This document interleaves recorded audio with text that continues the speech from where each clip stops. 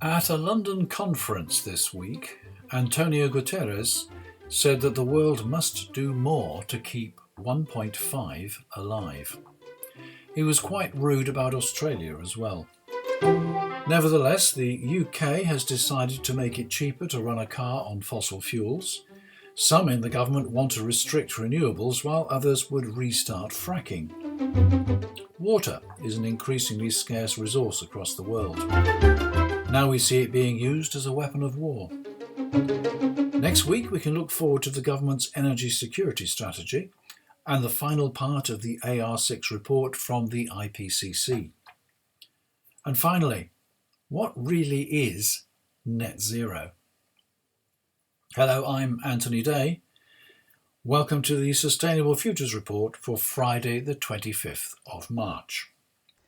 You have kindly invited me to speak on the topic of keeping 1.5 alive. That's António Guterres, Secretary General of the United Nations. He delivered the opening keynote at this week's Economist Sustainability Week.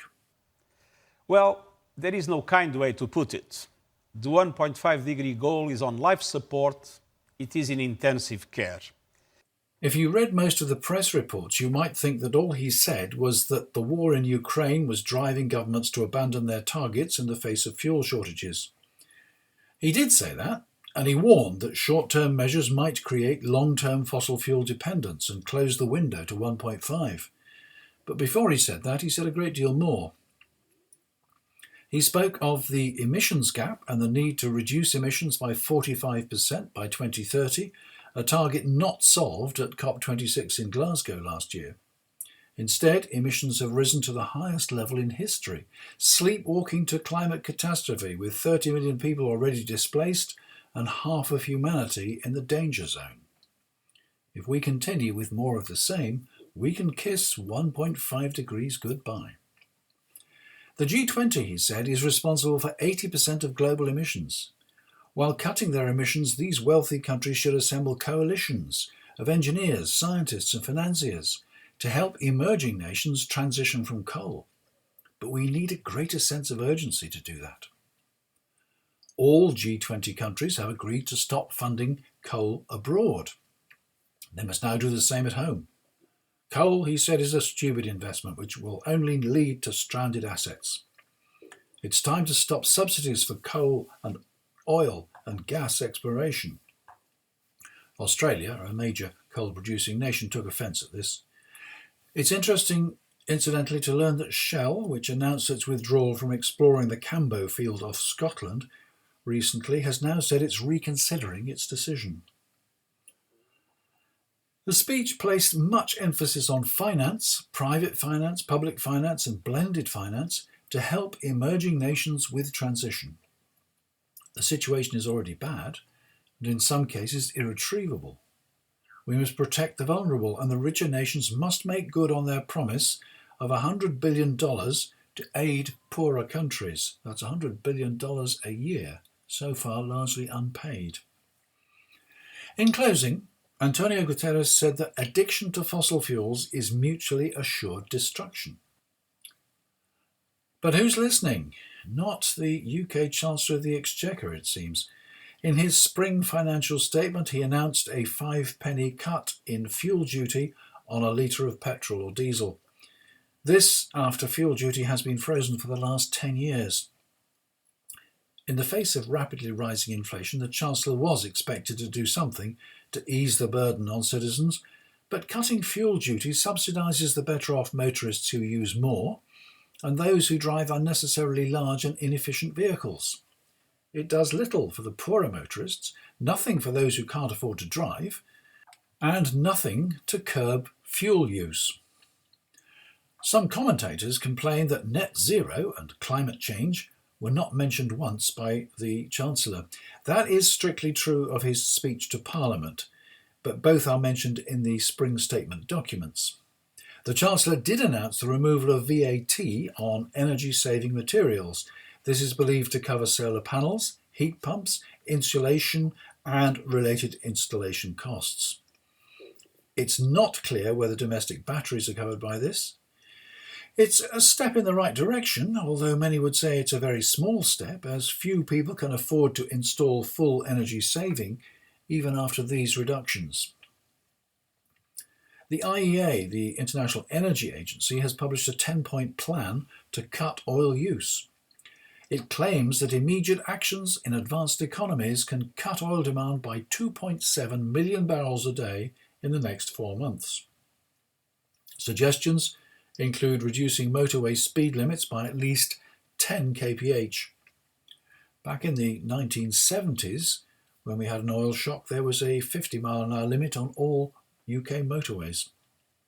The IEA also suggests more working from home, car-free Sundays, cheaper public transport and car sharing. There's a link to the full list on the Sustainable Futures Report website. None of these ideas has so far been adopted by the British government, but it's more than likely that such suggestions would be howled down by their supporters as a gross infringement of personal liberties. Water. Water is crucial to life, but The Economist magazine warns that water is being used as a weapon of war. In Ukraine, the Russian military has destroyed a dam which was preventing water from reaching the Crimea following its annexation in 2014. Back in 2019, conflict over the Crimea damaged a pipeline and cut off water to some 2 million people. Water is not a major factor in the present hostilities in Ukraine, but it is the source of conflict all over the world.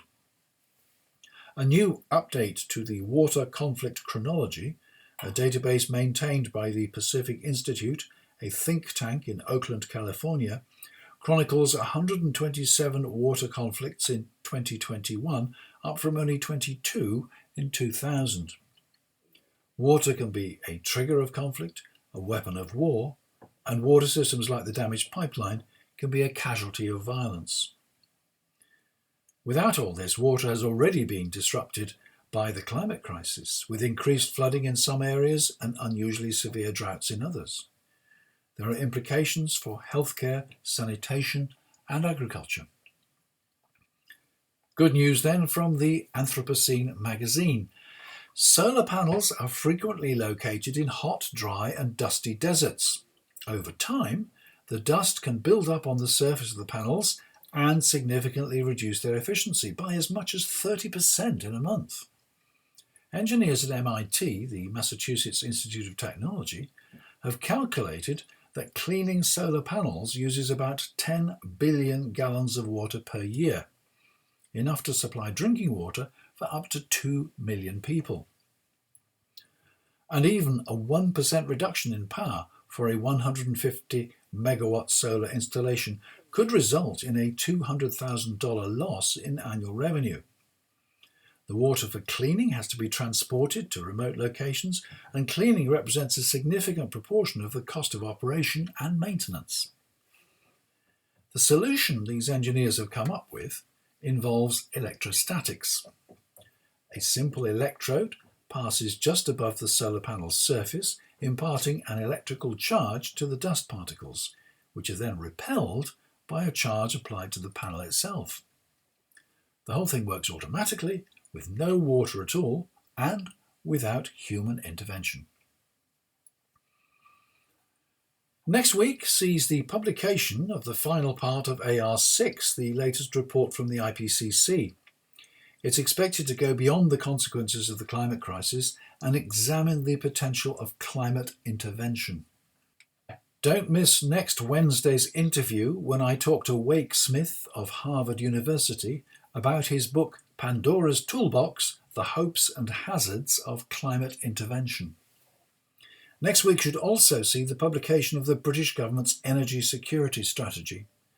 There are already arguments being raised against lifting the ban on onshore wind turbines and dismay at suggestions that the Prime Minister will urge an expansion of nuclear power.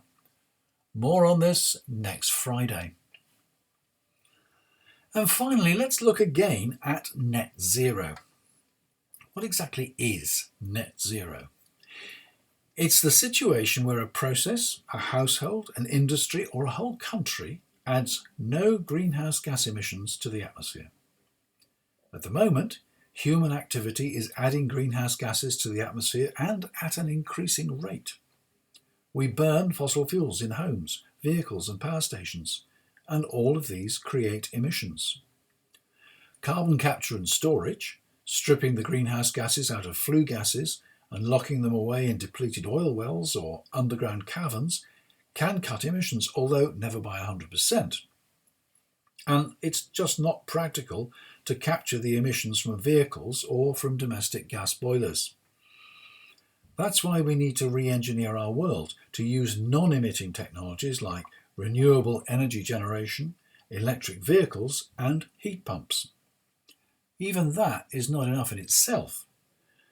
We need to make sure that the manufacture of all these systems and of all other products doesn't create emissions either. Some emissions will always remain, and as we heard from António Guterres, we are very far from reducing the rate of emissions, let alone eliminating them. Net zero is used to describe the situation where emissions have been eliminated as far as possible and the remainder has been offset by planting trees or using carbon capture and storage. The net effect is a zero addition of emissions to the atmosphere. Offsetting is attractive, but it can only be a solution of last resort. On the face of it, it's simple. We just have to plant trees or other crops and they'll absorb CO2, so where's the problem? The problem is that there is not nearly enough land on Earth to plant enough trees to trap the CO2 that we currently emit. We emit CO2 year on year, so every year we would need more land for more trees to trap more emissions. The problem with trees is that when they reach maturity and stop getting bigger, the rate at which they absorb CO2 falls right off. They are effectively full.